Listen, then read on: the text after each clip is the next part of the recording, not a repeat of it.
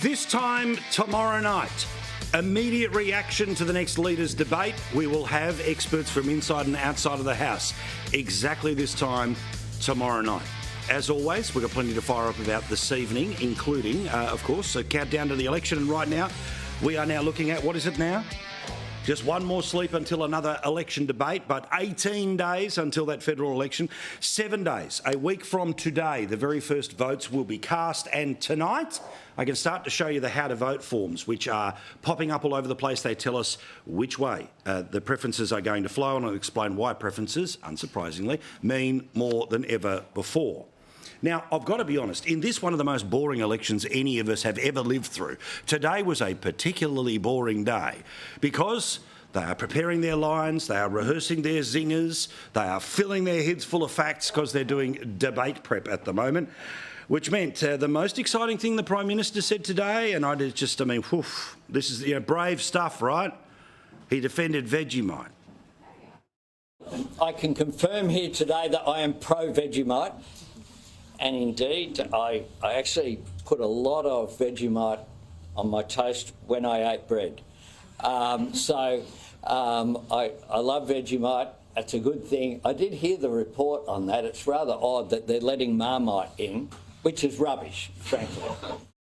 Shut up. Shut up. I've got to just jabber. I know that if I jabber, I'll beat the other guy.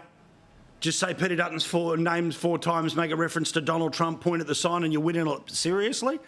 Oof, this bloke.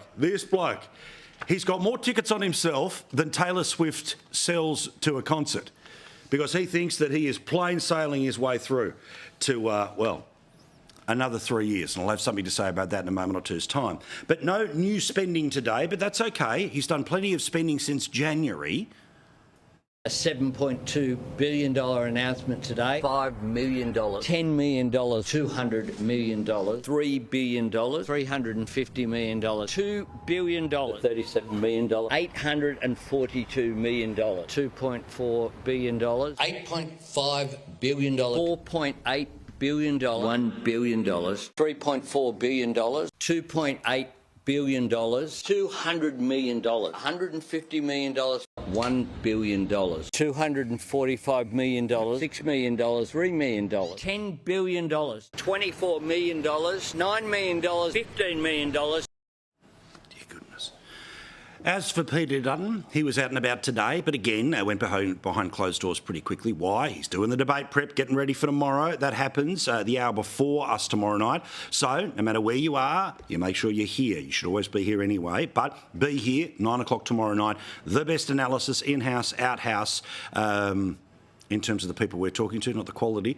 We'll be here tomorrow night, straight after the debate, so make sure 9 o'clock on the dot. You are here, regardless of what's happening anywhere else. Well, the attack from the opposition today was going after the home ownership scheme and the fine details that, unsurprisingly, the media didn't want to talk about with Labor's policy. The Prime Minister's out there promising to build 100,000 homes for $100,000. It sounds like something off, one of the ABC skits. It's a joke. It's not going to work. And as Michael pointed out, the signature housing policy of the Albanese government hasn't built one single home. Australians have lost the dream of home ownership under this government. Constant message, do not let the past few weeks distract you from the past few years, because the true cost of holding on to Labor is exactly as it follows. There are 54,000 people who lost their job last month. 1.6 million homes are currently in mortgage stress. 2 out of 3 people can't afford the rent that they are paying. 3 million people are on the verge of homelessness tonight. 3.7 million households will run out of food before the end of this week. A football stadium of businesses have gone bust, from the building sector to the cafe sector and many others in between. Not just meaning that the people who took the risk of owning those businesses, but the people who work for them, all of it goes kaput. You've had to pay the highest supermarket prices ever. You're paying the highest prices ever on alcohol, where 63% of a bottle of Bundy rum is tax. Smoking taxes mean that people are now buying illegal tobacco, and there's a crime wave sweeping the country because of that.